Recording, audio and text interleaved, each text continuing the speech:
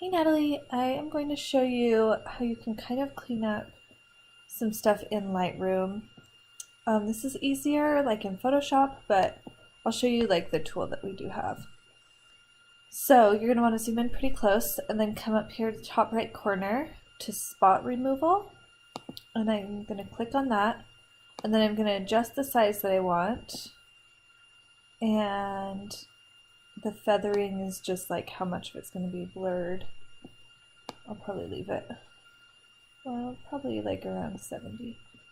And then opacity is like how intense it is. I'm going to start like at 40 and see how that looks. So then you're going to come in and you're just going to draw where you've got a blemish.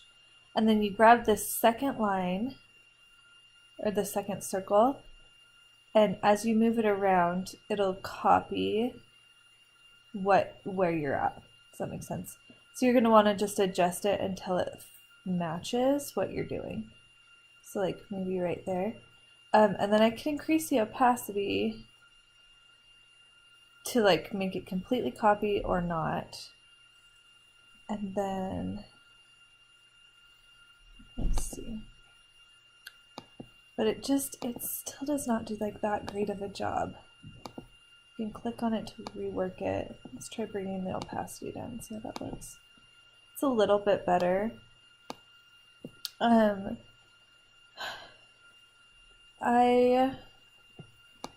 This is such an easy fix in another program, but I don't want it to get like confusing.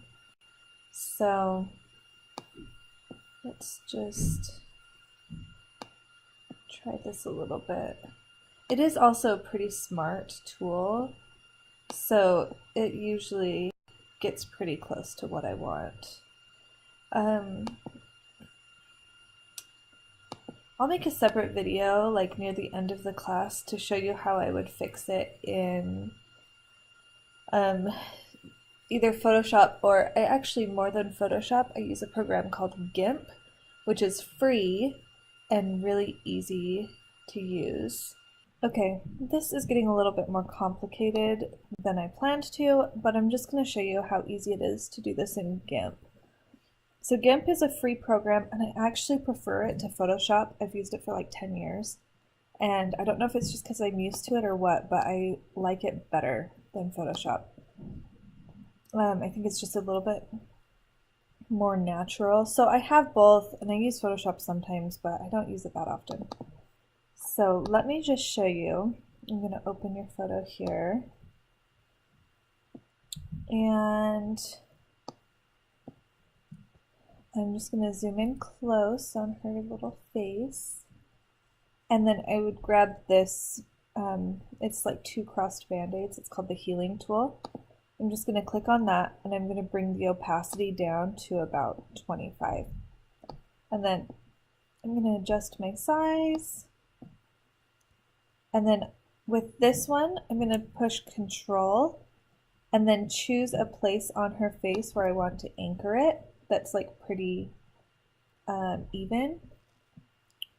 And then I'm just going to start clicking my mouse, and it is going to correct that. It's going to use what's anchored at 25% and just come in and clear it up. So I'm just lightly tapping on the parts that I'm like more concerned about. Now over here, I'm going to anchor it again on a lighter spot so that it matches the skin tone better. But yeah, I'm just going to come in, anchoring it again. Sorry, I'm trying to go slower. I'm really used to doing this, so I'm doing it a little fast. But I'm just going to come in here and grab these spots where I'm seeing a little bit of dirt or a little bit of food and a little bit of crusties. I'm going to make this even smaller now and come in again. So you can see as I go along, I'm just anchoring it somewhere that has similar color, and then I'm just tapping. And I'm just tapping like tap, tap, tap, tap. to get like a nice even flow. And then I'm going to come right here. Tap along there. And a few up this way. So anchor and then tap it out. Anchor. Tap it out. You gotta be careful along like borders like this where it's dark and then her skin tone, because it'll transfer like that, which you don't want. And then using this tool, I actually could make it like increase my size if I wanted to, say I wanted to like smooth out her little cheeks a little bit. I'd make it bigger so that it's like nice and even. And I'm just coming in here and softening things up a little, like that. You want to be careful to not be too heavy-handed with it because you don't want their skin to look fake. But yeah, it's that simple. It's really easy. So you could totally download GIMP if you wanted to.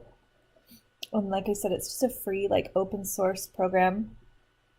And it gives you a lot more flexibility. This is where, yeah, so this is actually the program, also the program that I would use, like, to edit out that pink flyer in your other picture. This one just has a lot more, like, this is better for detail work, this program is. So like head swaps and taking things out and clearing skin and stuff like that. I do all of that in GIMP. So hopefully that was helpful and not overwhelming that I threw another program at you. I'm really sorry.